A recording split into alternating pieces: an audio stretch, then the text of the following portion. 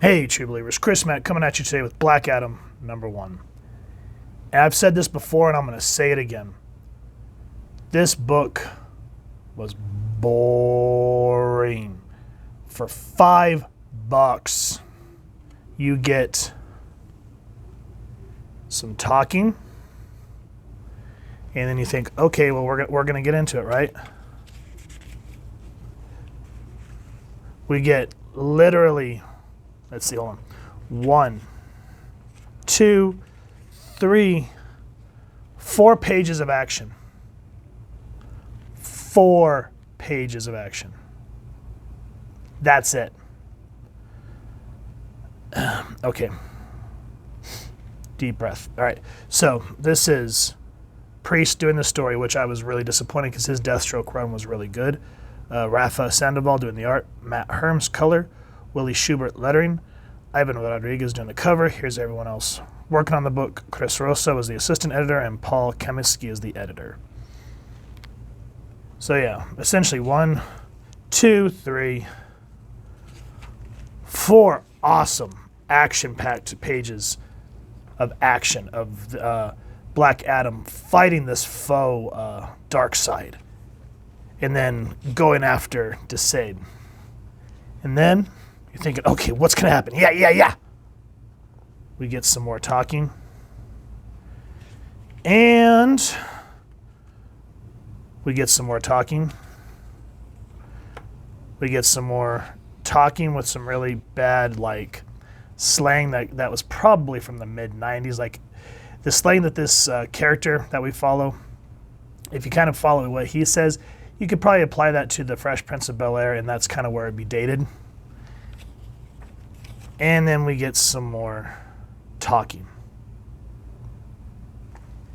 This is supposed to be a book that is supposed to be a come-on to lead people into the new Black Adam movie with The Rock. I remember when Shazam came out, and we went to see it in IMAX. They released, I can't remember, it was during the New 52. It was a reprint of Jeff Johns' issue where they introduced Shazam back into continuity. And that book was fun. I'll re-review it. But it was fun. It showed how Billy Batson, being this full-grown adult, kind of like in the movie, had all these things, and he kind of had a chip on his shoulder and all this other stuff. It was a fun book. But this, they're trying to put kind of like a murder mystery twist into it, which I'm cool with. But this Lord Adam, when he's not Black Adam, he is about as arrogant as, North Star. And just about as insufferable as North Star with his attitude. And they're all trying to figure out why Black Adam is dying. And they're trying to figure out who murdered this dude. And he's supposed to be one of the Kandakians, or whatever the Kandak that Black Adam runs. This is supposed to be like an ambassador or something to that degree. And so, that's an interesting thing, but yeah, I wanted to like this character. He kind of reminds me of Duke. But the thing about Duke, though, is he's mature, he's sure of himself. And yeah, he has moments of doubt like he did in Batman and the Outsiders, but he leaned on people. He opened up to people. This guy, he's kind of a douche. I mean, I get why he's kind of irritating in terms of the slang here, because he's working. But even to like the cops that arrest him, he's the same way to Black Adam. And then he has a girlfriend. He has a friend that is a girl, and he's like, "I'm stuck in the friend zone with you," and he really is insistent on it. And she's like, "Let's not destroy what we have." There are no redeeming qualities to this dude. Even when you watch a movie where there's a dude or whomever that's an asshole, you'll still see moments of what they could be, but they let their ego or whatever it is cloud them. This guy, he's just full on jerk, it seems, all the time. And we maybe get like 1 second of, what do you call it? Sorry, I'm real irritated with this book. So my mind is just not all there. I need to have some coffee. But there's a moment where you see vulnerability. There's the word I'm looking for.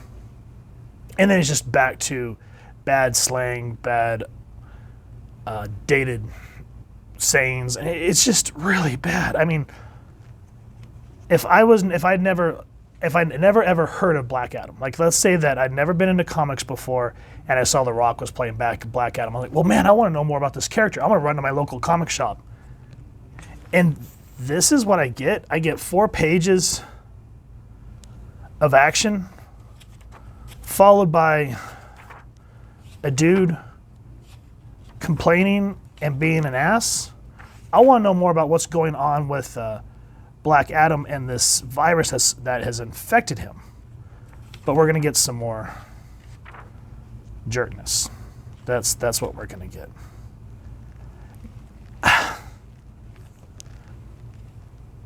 I suppose the artwork's serviceable, don't get me wrong. There are some good moments, don't get me wrong. I always try to find good and bad. But I do really feel like this should have been a free comic book day book. Because this is a number 1. This is supposed to kick off Black Adam with his own standalone book, which I don't think he's ever had one. If I'm wrong, let me know down in the comments. But I've never known Black Adam to have his own book. So when I saw this on the rack, I was like, hell yeah, I want to read this. No.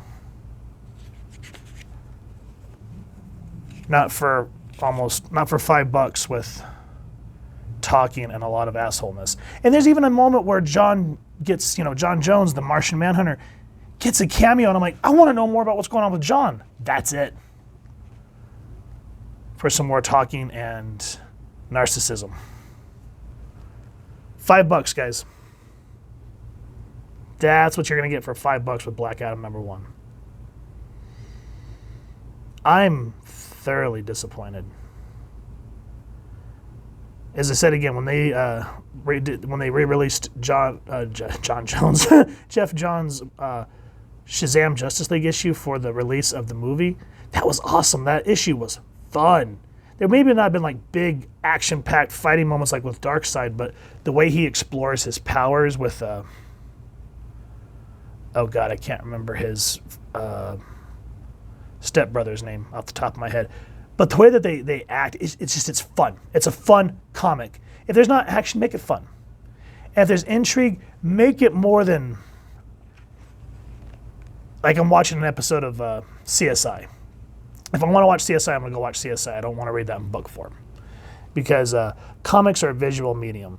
TV is too, but you can get away with dialogue in terms of like a crime drama. This, I don't know what else to say. I'm so disappointed. I was hoping for more. I was hoping maybe seeing like Kandak get invaded and seeing Black Adam try to fight it off or something like that. That would have been cool. And then kind of there towards the end, like maybe leave it as a cliffhanger of him getting infected the way he did, and the next issues are him trying to save his people while he's dying. And he finds this heir that he wants to bequeath the powers to. That would have been a different way, because then the rest of the sequential issues would build up. This, I don't know. I don't like it. Let me know what you guys think down in the comments. I'm just thoroughly disappointed. I was looking for more than just this. If you guys have enjoyed what you've seen, or you're curious to see what I'm talking about, please go support your local comic shop and pick up a copy. If you've enjoyed this review for what it is, we really would appreciate if you take a moment to hit like, share, and subscribe. And if you wouldn't mind hitting that fancy little Shazam bell next to subscribe, that way as we continue to upload content, you guys get notified. Come to the channel, and we love talking with you all and hearing your thoughts and feedback down in the comments below, or our social media pages, which I'll make sure to leave the links down in the description. So with all that said, thank you for sticking through the rant. Hope you all continue to have an absolutely amazing day reading, and happy hunting, true believers.